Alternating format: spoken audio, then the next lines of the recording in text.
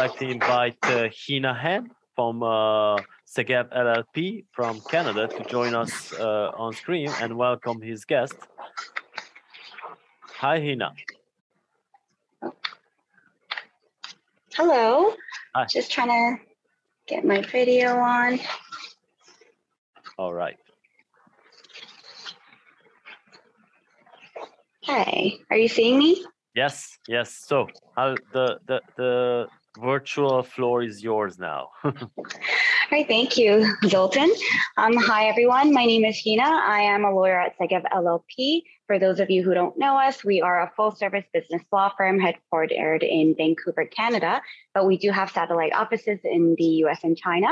We specialize in tech, gaming, including video gaming, esports, fantasy, real money, iGaming, sweepstakes, so pretty much across all verticals of the gaming industry, and have a dedicated team for crypto and blockchain law. Some of our lawyers have been practicing in the crypto and blockchain space since 2012 and 2015, and as far as I know, we are one of the only few companies in Western Vancouver that actually accept crypto as payment for some of our services. I'm really proud of that. Now, enough about our firm. I want to introduce to you our guest speaker, Ted Nui, founder and CEO of Kuma Games Inc. and Chibi Clash, a fantasy Web3 gaming project that was founded last year. They launched an NFT collection on OpenSea, reaching almost over 1.2 million in NFT sales, which is pretty impressive, and recently also completed a token fundraise as well as a 3 million private fundraising round. So Ted, if you're online, can you introduce yourself and tell us a little more about Chibi Clash and your team? Yeah, of course. Pleasure to be here, Heena. And thanks for the great introduction. So as Heena mentioned, my name is Ted, based in Vancouver, but previously I had worked quite a bit in Asia, in Hong Kong and Beijing. So I'm a veteran in the gaming industry, but I guess, for the context of this conversation, it sounds like a lot of the gaming side of things is also referring to, casinos and whatnot. So I'm more in the traditional video gaming industry. So I started my video gaming career with Zynga back in 2013. Came back here to Vancouver in 2015. And as Heena mentioned, last year, we began our first Web3 project, Chibi Clash, and had sold our NFT collection about this time last year, actually. So it's been an exciting journey down into this blockchain Web3 space. Obviously, I think a lot of people who are watching this also follow crypto and blockchain quite closely. So, it's been eventful and also somewhat of a chaotic past year, seeing the growth and now a bit of a downturn in the crypto and the Web3 gaming space. But, our team has been constantly growing. As Heena mentioned, we had secured a token fundraising round of $3 million earlier this year. And so our team is constantly growing. We're currently building out our video gaming project, and we'll soon be, of course, launching our token towards probably Q4 or Q1 of next year. Thank you for that, Ted. Actually, I've noticed on Twitter, you've made that announcement about your 3 million private fundraising round on May 31st, which was after the lunatic crash in early May. Had that crash affected or impacted your raising or investors at all? Oh, no, not at all. And I think, you probably know better than a lot of people that when you make the funding round announcement, usually there's a bit of a lead up to it. So we actually closed our round quite early in Q1. We were holding off on our announcement because there were a few other investors that were looking to trickle in afterwards. And so, we were fortunate to have completed a round during when the market conditions were, I would say significantly better than it is right now. So despite the fact that the announcement wasn't until late May, we had actually closed around, relatively much earlier than that. Well, I'm glad to hear that, Ted. It might not have been the same case for a lot of companies out there right now with the bear market affecting all the raising and fundraising.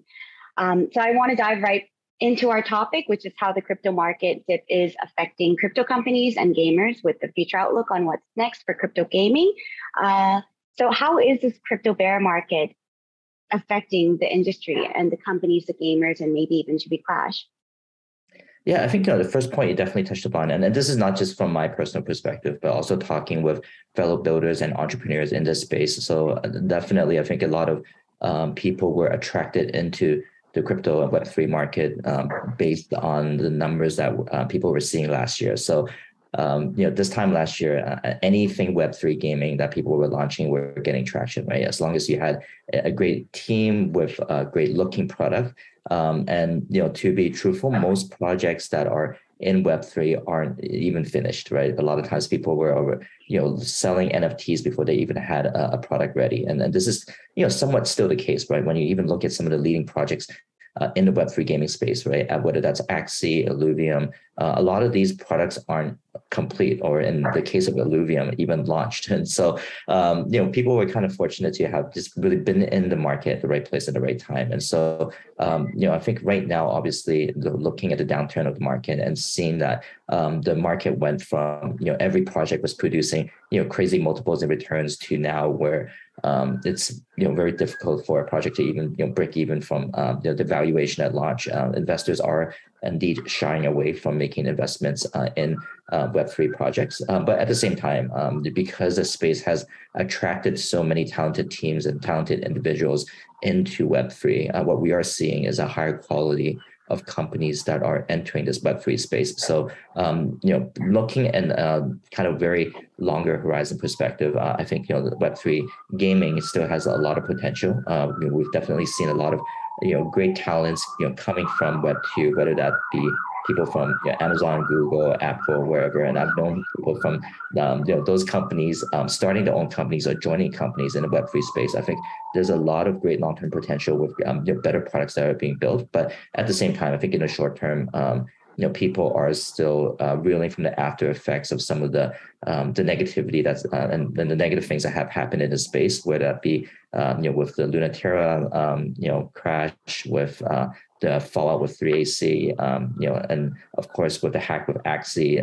There's still a lot of kind of pain that's being felt because of all the kind of bad things that have happened in the space. And so I think, right now it is a bit of a crypto winter. Companies are, that have funding are focused on building, and companies that have not been, able to secure the funding, they have to, either kind of pivot what they're looking to do with the business model, to kind of set a more realistic expectation with how they're doing the fundraising, or, looking to, maybe, find more creative ways to, get capital to run their operation in the meantime. Mm.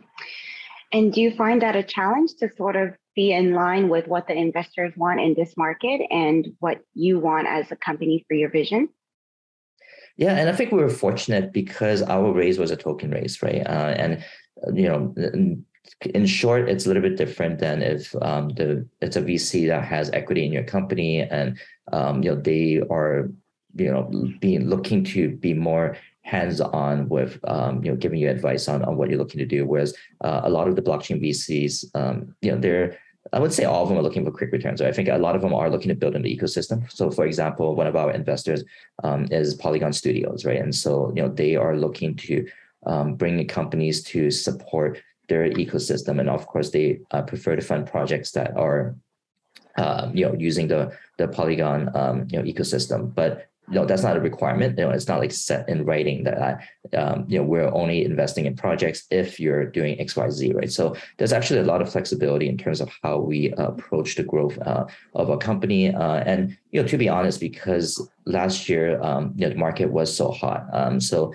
a lot of blockchain VCs were investing quite irresponsibly, right? And so they were really just kind of writing checks left and right, putting money into companies that honestly were not really built for long term, without saying too much, but there were definitely founders that were operating multiple projects and raising capital for multiple projects at once, right? So it's not like a proper startup in which they were building up capital and looking to go from their C to A to B. It was just, okay, we're launching a token, guys, get in. We'll launch the token and we'll go 10x, and everyone will cash out and be happy, right? And so I guess we were quite fortunate that blockchain VCs tend to be a little bit more hands off with how they look after their portfolio. And in fact, it's the other way around. We've been fortunate to have a lot of VCs that reach out to us and basically ask us how they can help us, right? Because they realize that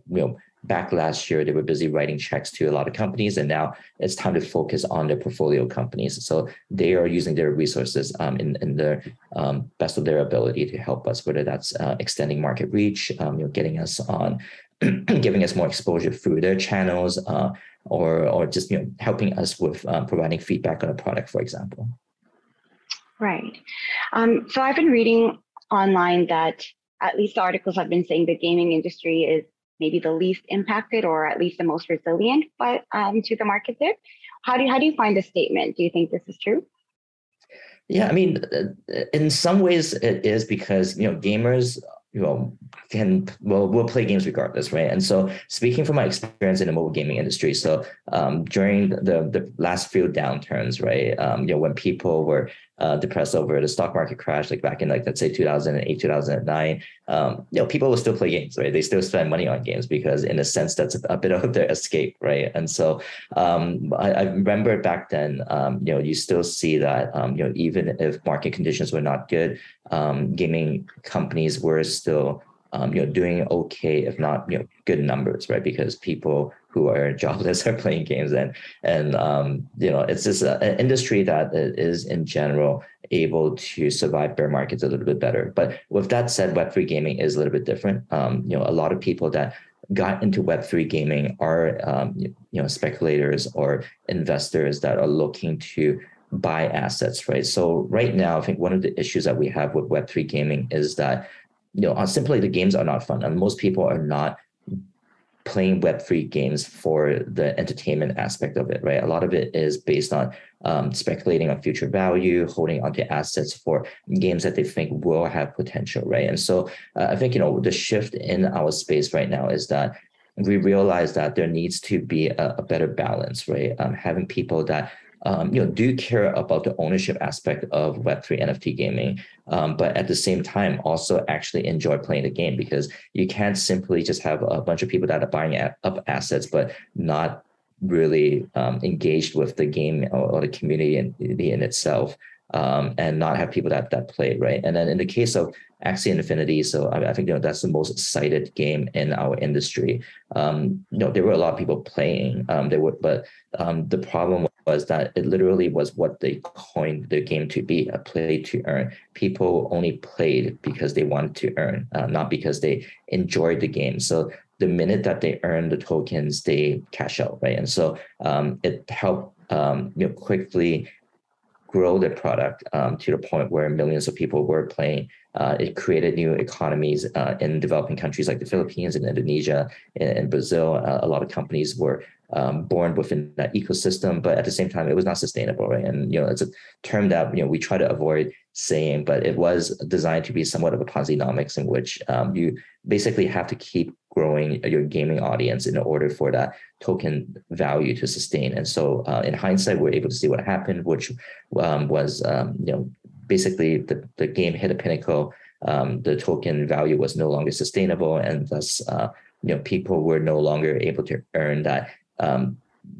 the value of the currency to justify the time that they were to spend playing the game. And so with hindsight, now that we see that the model is not sustainable, a lot of companies like ourselves are now looking at the future of how do we build great gaming products that people will enjoy playing, and still have this aspect in which we give people the incentive to own the tokens that they have in the game, because ultimately that's what we want to achieve, right? We want to give the power back to the players that participate in our game, giving them ownership of the assets and letting them take part and have some benefit in the continuing growth of our gaming project. And is that part of the roadmap for Chibi Clash? Yeah, absolutely. And I mentioned Axie many times because a lot of projects that entered the space last year, honestly, we were inspired by Axie. And so even though we were very critical of the state of Web3 gaming and the state of that economy right now, the fact is, the team has spent a lot of resources to build up their gaming community and the gaming product, right? It's just unfortunate that it's just like an investment. Once you invest in a company and the value goes down and your portfolio value goes down, it kind of leaves you with a sour note, right? And so we're fortunate that even though we launched a project last year, we have our NFT collection out there that's still hanging in there. We still have a very dedicated community, and we have yet to launch our token. And so we want to make sure that we're responsible with our approach. And when we do launch our token, it's basically the tokenomics are built in a somewhat more sustainable way, in which we're just not looking to get it out there so that we can pump it, right? The token itself actually has utility to the product, and so that we know that the people that want to enter this ecosystem and buy the token are people that want to participate in this ecosystem, rather than people that are just adding one of 100 things in the portfolio and hoping that one of them moves to 100x. Yeah. And so talking about Axie, and given the fact that these developing countries really bought into the player to earn system, but now that it potentially the model is becoming unsustainable, as can be seen by Axie, do you think there will still continue to be growth in the developing countries, or where do you think things will go from here? Yeah, absolutely. So, there's definitely a sour taste. So, there was an article written recently by Time Magazine, and this is a complete contrast to last year, right? Last year, if you guys search "Play to Earn" on YouTube, there was a documentary video, and it's a great watch actually, on how Axie changed lives in the Philippines, right? Rickshaw drivers were able to quit their job and play Axie full time. There were people that made enough money with Axie and reinvested into the ecosystem and started to basically have an operation where they lend their NFTs for people to play and they get a cut of it, right? And that actually led to the birth of guilds. So for those that are not familiar with guilds, basically they started as companies that basically bridge the gap between the people that are holding on to the NFT assets, which became more and more expensive, and the people that want to earn money from gaming, but cannot afford those assets, right? So basically they became asset lenders and holders, but also they added more value to the ecosystem by providing for example, CRM tools to better manage how the lending process worked, stats to help players improve. And so there are a lot of guilds that were born during this time. A lot of them raised substantial amount of capital in the 8 figures, and a lot of them actually invested in us as well. And so now they're also looking to pivot in what their business model is, so that they're not reliant on just having a bunch of assets, but they're actually providing more value to the ecosystem as well. But back to the question about what we're observing in the developing countries. So there is a bit of a sour taste. Some people get burned from overly extending into the ecosystem, and they're obviously not too happy about the state of where Axie and other games are at right now, because basically if you got in at the wrong time, basically you've lost a lot of money, right? And in that Time Magazine article that I mentioned, it captures that negative side of things, where people are overly extended, a little bit in debt, and aren't too happy with where things are. But at the same time, there is that appetite, right? I think a lot of people want to see this work, want to be able to play games and potentially earn a bit of side income as well, right? So I think it's a bit of a reset in approach, where we understand that playing games, unless it's like esports, right? So esports is a different tier altogether. People can make a living and more if you participate in esports and are in the top echelon of players, right? Play to earn kind of painted that utopian picture that anyone can play a game and anyone can make a minimum wage playing a game, because as long as the game has a player base, there is value to be extracted and people can grind, right? I think that has too many kind of what ifs there, because when you think about the history of video games, right, how many games, live operation games, have been able to test last over not even like 10 years, right? 5 years, right? Continue a sustainable operation where people continue to spend money on that game, right? And so I think moving forward, there's definitely a bit of a reset in the model, re-education of how to approach Web3 gaming in a way that is sustainable, so that people aren't overly reliant on games being the source of income, but still having that potential to be this thing where you can participate in this community, you can have fun with it. And if you contribute to this community, you will be able to gain returns correlated to the amount of time and effort that you spend with this community, right? And so I think there's more to be explored there. There are definitely, as I mentioned, more higher quality projects that are on the horizon. And so, both myself and our VP of marketing, we will be actually making a trip to Asia starting next month. So spending time in Singapore and Philippines and Vietnam. And I think, what we want to accomplish as well is, being in the forefront, right? Being able to engage with the communities there to try to understand, what their frustrations are and what they're looking for next. I think the positive thing is that because so much money has been invested in the ecosystem, not all that money's been spent, right? So I think the people that have been building and are still building are looking to make things happen. And so I'm still quite optimistic about where the markets will be going. Even if it's going to take months, if not maybe 1 or 2 years to get there.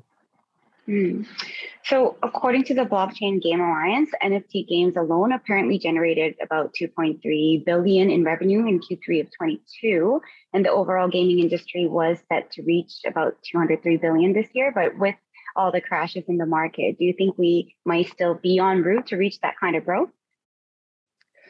It's hard to say. I oftentimes I look at these numbers and, we use it in our pitch decks and whatnot, but I think, obviously there's a lot of volatility. And I think within gaming itself, you can really kind of break it down and say that, okay, these numbers come from where, these numbers come from where, right? And I think right now we're in a bit of a reset. And, having been in mobile gaming, mobile gaming has gone through many, many phases, right?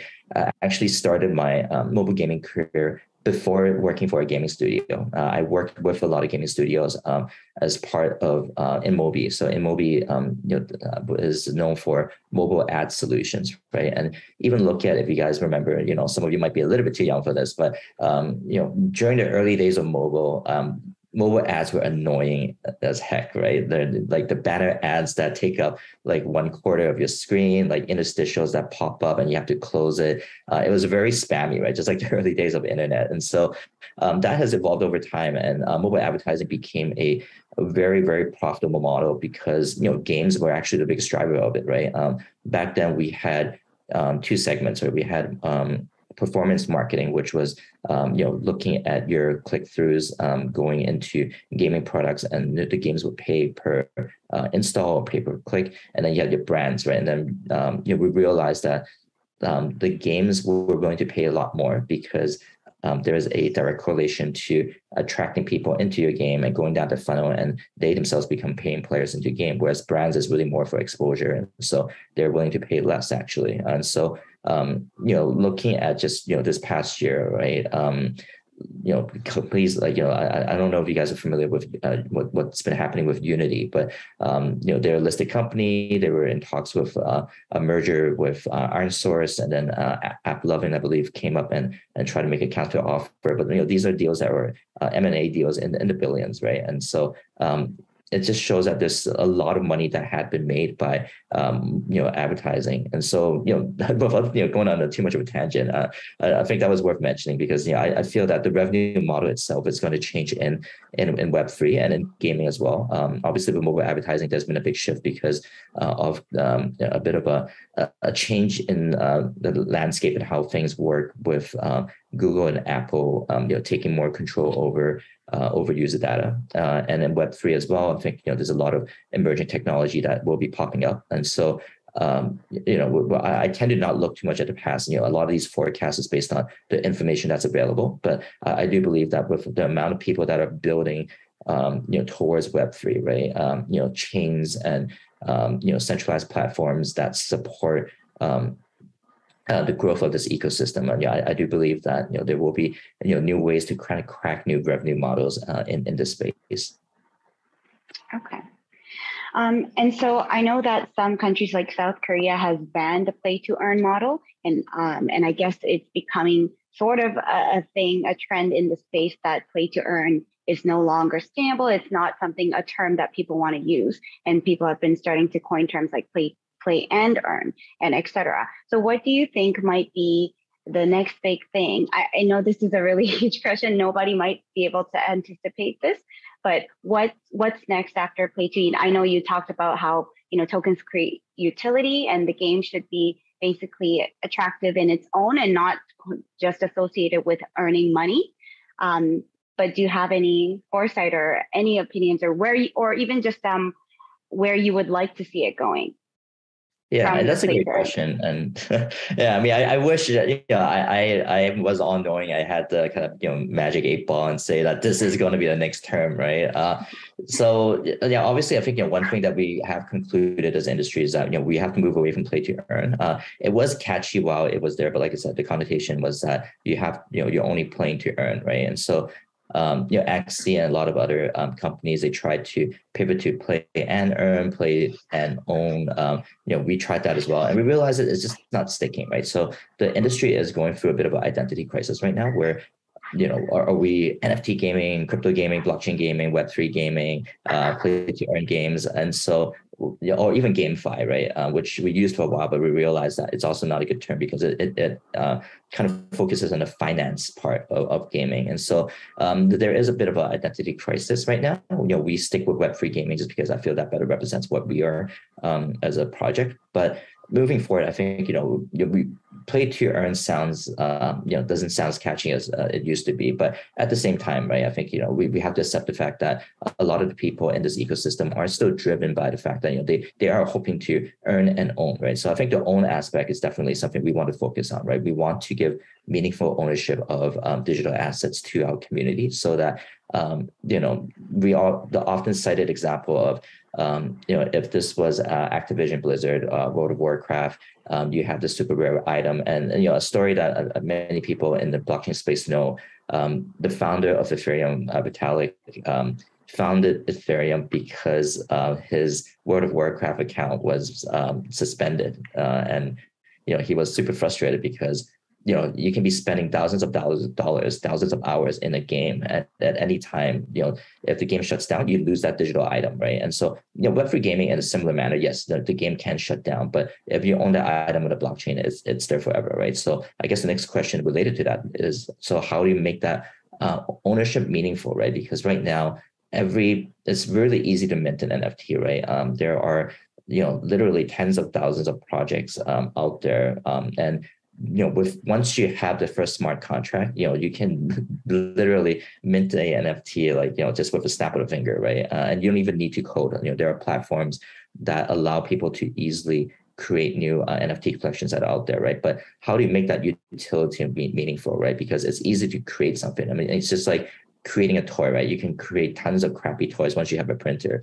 But how do you make it so that this toy, people can see that there's a lot of thought and a lot of utility behind it, so that there are millions of this item out there, but this is the one that is valuable. This is the one that everyone wants, and that gives ownership meaning, because just like in a game, not all items are born the same, right? We want to be able to build a gaming community in which people really feel that this is the item that I want. I feel like by owning this item, just like holding Charizard from the Pokemon card collection, it's something that is universally recognizable as this is the item that everyone wants. There is value in this, and it will stand the test of time, because even though that this card had been around for 20, 30 years, it's still something that people sought after.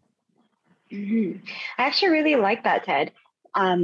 Rather than the concept of earning, which is associated with you trying to make money, I kind of like the own thing. So maybe the next big term could be play to own. And if that becomes a thing, I quoted it first. It's actually been thrown around for a while. So if you can think of a very deviation from play to own, then maybe.